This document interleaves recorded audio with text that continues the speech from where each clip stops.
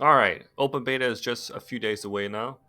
So I thought this would be a great time to make a video about expected changes that are going to be coming for open beta and also the changes that I personally am hoping for and would like to see for open beta. So let's get into it. And preface this, Amazon Games mentioned that we would only see bug squashing and balancing and not so much any new additional major features or content. So this will just be around balancing pretty much. So here are some expected changes, and this is regarding bugs. And aside from the major game breaking bugs, this is what I would like to see fixed first and foremost, as this will go a long way for proper weapon balancing. And that is the great axe bugs, the double hit and the damage reduction, the 20% damage reduction bug fix, and also life staff buffs, staying after weapon swap. That's a big bug. Every single buff on the life staff will remain active even if you're currently not holding the life staff. That is a bug. So that's where I'm just going to leave bugs as it is right now because they will get fixed. It's just a matter of time of when. So that's why it's so short. So next topic is fundamentals. So fundamentals means anything around the general state of the game. So first one for me is fixed tooltips. Tooltips are not always true, and they cannot be taken at face value unless you specifically test them. So I would like to get back to the mindset of trusting the tooltip or description. I would just like to take it and read it and be like, okay, that's how that works, instead of having a doubt like, okay, does it actually do what it says it does? It doesn't, so that means I can't trust any other tooltip from now on. I'm gonna have to test everything myself, right? So that's a big issue. Next one, project the town project boards, nerfs. Nerfs are going to be most likely happening, 100%. They're probably going to keep the 30-minute cooldown from the closed beta change that they did, and they will probably also implement a change where once you complete a project, so once if you're upgrading um, the gates from tier 2 to tier 3 and it costs 3,000 project points to get to that stage, once you get to 3,000, they'll probably remove those missions that were there. Because how it was now, or how it is now actually, is that they will remain there until the next project becomes active. So that means you can continually doing the missions over and over and over and over and over again with no repercussion. You lose nothing for doing it. So I can definitely see that being changed where once you hit that 3,000, once you hit the max, those missions are removed until the cooldown is over and you can do the next upgrade. I would also expect to see territory standing and XP nerf for the project board missions. It probably won't be too drastic, but it'll probably just tone down the overall XP and or territory standing because you get a lot of for both. And some are really easy to do, some of the missions are really easy to do, and some of the missions are a little bit more time consuming, require harder to find resources, and it just doesn't match up. And this leads into the next section, and that is quest. So I expect to see a greater emphasis on doing main quests and side quests, something that takes you out into the world. So right off the bat, I can just see greater XP coming from those quests. The devs want you to go out into the world instead of sitting inside the town doing the same project board missions over and over again, and just going to the same spot and coming back. There's supposed to be a supplemental feature, not something that you do mainly to level up, right?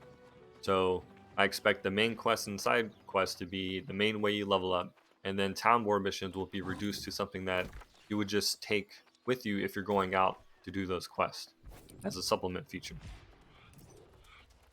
So since no one's experiencing the quests, if they're running the town board missions to level up, it's highly likely that we're going to see the boards nerfed and a possible buff to quest.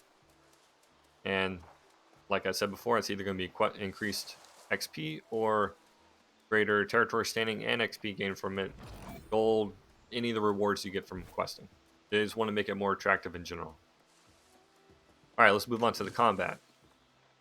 Now, the only apparent weapon from beta that is pretty obvious above the rest and will see major balancing is the life staff, and healing to be exact.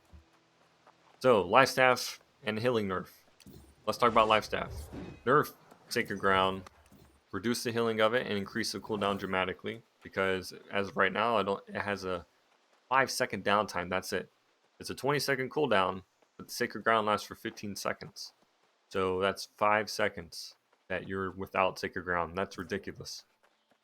And Orb Protection, it has a 100% uptime, and I would also like to see a cooldown increase, a big cooldown increase. I would also like to see additional honing attacks added to the other melee weapons, because they just feel really bad to use compared to Great Axe. Great Axe has that honing ability, not even ability, but the honing attack that is very noticeable compared to the other melee weapons that have very minor honing, or it seems like none at all. So I would like to see a buff for that. And here are just a few more additional hopes that I have. That's quest sharing, so making it easier to quest with your pals, provided all the prerequisites are met for those quests. I would like to see a change in PvP missions. So no more killing turkeys. I'm fine with going to go get the box, holding down the area. That's cool. But killing turkeys, that's not cool. I would like to see it more of a forced player interaction. So maybe go to the fort and do something. Anything except doing that. Like, yeah, you're funneling people in one area, but it's just not enough. Talking about forts, I would like to see rotating fort buffs. So each fort has their own specific buff. So take Cutlass Keys, for example. Cutlass Key always has the 50% discount and fast travel with Azoth. I would like to see that buff rotate throughout other forts, whether on a daily or weekly basis, so you're not always just going to the same fort. You want people to go to multiple forts, because eventually there's going to be only 3 forts that are worth it fighting over, and those are the Azoth buffs. And that would be Monarchs, First Light, and Cutlass Keys. There should be more variety that you would want to go to the other forts besides those 3 forts. And also on the topic of forts, I would like to see phase rewards for controlling a fort.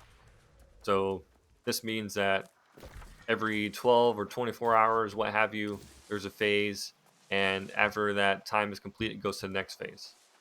So the rewards will increase exponentially the longer you hold a fort.